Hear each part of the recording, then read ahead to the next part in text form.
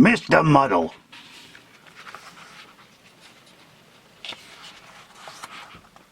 Poor Mr. Muddle just couldn't get anything right. Everything he did, everything he tried, everything he said was muddled. Totally, utterly, completely, absolutely muddled. Imagine, for instance, something as simple as hammering a nail into a wall. Now what could get muddled with hammering a nail into a wall? Mr. Muddle could get it muddled, and frequently did. Imagine, for instance, something as simple as putting on your coat. Now what could get muddled with putting on your coat? Well, see for yourself. Only Mr. Muddle would put on his coat like that. Imagine, for instance, something as simple as going for a walk. Now what could get muddled with going for a walk? Well, when your legs start walking one way and you start walking the other, that's a very muddly sort of a walk. Poor Mr. Muddle, walking one way and going another.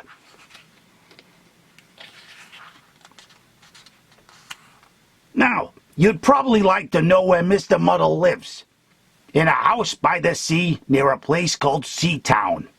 Mr. Muddle's house was supposed to be in the country, but Mr. Muddle, who built the house himself, had got the place muddled up. Of course. And you can tell that Mr. Muddle had built the house himself, can't you?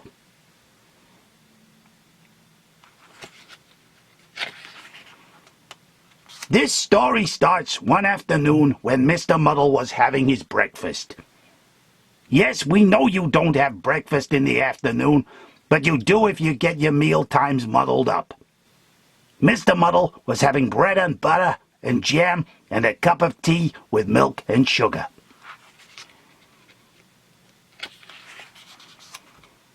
He spread the butter on the table, and then spread the jam on the plate, and then poured the milk on the bread, and then filled the cup with sugar, and then poured the tea on the bread.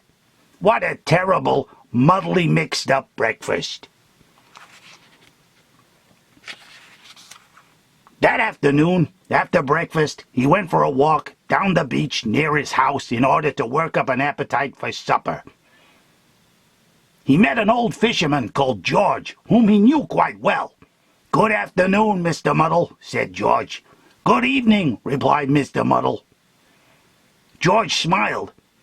"How would you like to come fishing with me?" he asked. "Oh, no, please," replied Mr. Muddle eagerly.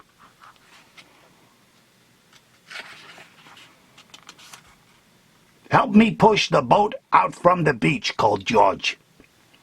"Right-ho," said Mr. Muddle, and pulled the boat further up onto the beach. "Oh, Mr. Muddle," said George, and he had to show Mr. Muddle the difference between pulling and pushing.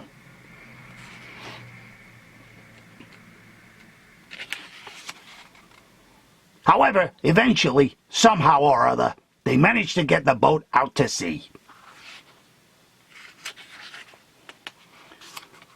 "Now let's fish," said George, dropping a fishing line over the side of the boat.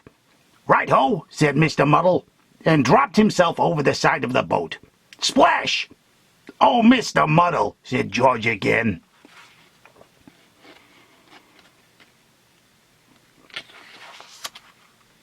It wasn't any good, and they didn't catch any fish, and so they decided to go home before it became dark.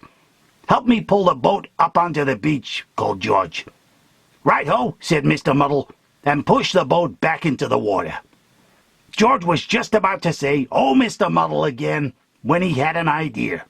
He smiled to himself.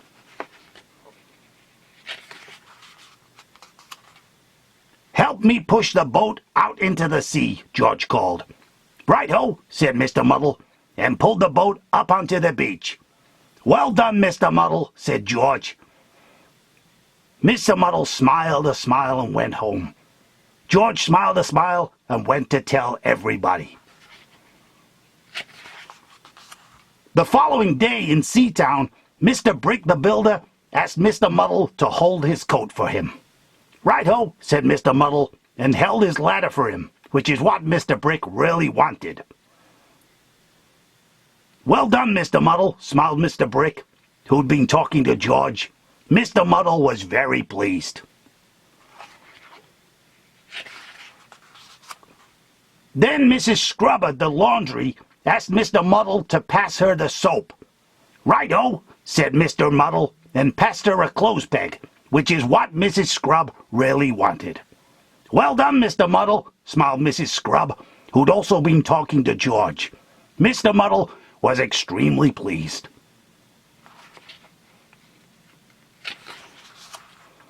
And then Mr. Black, the coalman, asked Mr. Muddle to lift a sack of coal down from his lorry.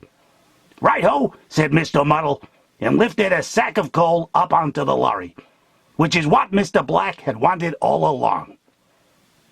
"Well done, Mr. Muddle," smiled Mr. Black. George had talked to everybody. Mr. Muddle was delighted.